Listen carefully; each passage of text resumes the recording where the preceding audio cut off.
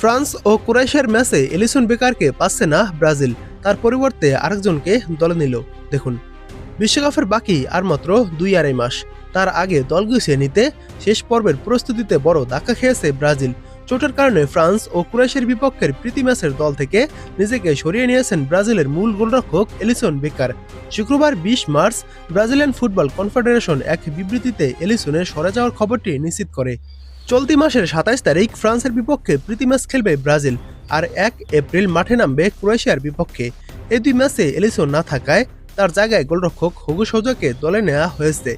চলতি মৌসুমে লিভারপুলের ব্রাজিলিয়ান গোলরক্ষক এলিসন বেকার একাধিকবার ফিটনেস সমস্যার মুখে পড়েছেন, যা দলের জন্য বেশ উদ্বেগের কারণ হয়ে দাঁড়িয়েছে।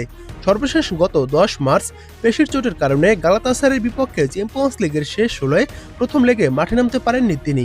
গুরুত্বপূর্ণ সেই ম্যাচে এলিসনের অনুপস্থিতিতে 1-0 গোলে হেরে যায় লিভারপুল। তবে পরে ফিরতি লেগে দারুণভাবে ঘুরে দাঁড়িয়ে 4-0 গোলের জয় নিয়ে কোয়ার্টার ফাইনাল নিশ্চিত করে লিভারপুল।